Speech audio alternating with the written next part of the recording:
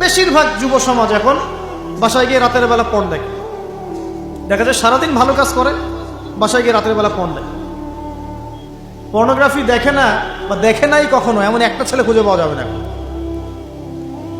আর যখন আপনি এগুলোতে অভ্যস্ত হয়ে যাবেন তখন শরীর খারাপ হয়ে যাবে, মন ভালো থাকবে না, আপনি একাকী গোপন পাপ করবেন, শরীর দুর্বল হয়ে পড়বে। একটা মেয়ের দিকে আপনি সম্মানের চোখে তাকাতে পারবেন না, মনে হবে মেয়ে মানেই মনে হয় ভোগের বস্তু। পর্ণে আসক্ত যারা, তারা কোনো কাজে শান্তি পায় না, অস্থির। এমনকি তারা যদি বিয়ে শাদীও করে তবু বৈবাহিক জীবনে সুখী হতে পারে না। কেন জানেন?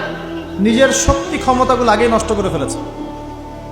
এবং অনেকগুলো মেয়ে যখন আপনি দেখবেন নগ্ন, তখন আপনার স্ত্রীকে আপনার কাছে সুন্দর মনে হবে না, মনে হবে এই মেয়ের চেয়ে মনে হয় ওই মেয়েটা সুন্দর, এর চেয়ে মনে হয় ওইটা সুন্দর। আর মেয়ের প্রতি সম্মান তো থাকবেই না, মেয়েকে মনে হবে একটা ভোগের বস্তু। যত বেশি পর্নোগ্রাফি বেড়েছে তত ধর্ষণ বেড়েছে, দেখেছেন? পর্ন যত বেড়েছে ধর্ষণ তত বেড়েছে। এমনকি ছোট ছোট বাচ্চারা পর্যন্ত রেহাই পাচ্ছে না, দেখেন না? ছোট ছোট বাচ্চা, 5 বছর 10 বছরের বাচ্চারা, মেয়ে বাচ্চাদের কথা বলছি, এদেরকেও ধর্ষণ করা হচ্ছে। যাদের ঘরে কন্যা সন্তান আছে তারা খুবই এখন বিপর্যয়ের মধ্যে আছেন আপনারা, আমরা।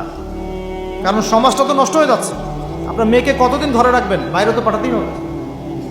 বাইরে পাঠালে দেখবেন মেয়ের সম্মান নাই, পর্দা নাই, মেয়েকে জোর করে ধর্ষণ করা হচ্ছে।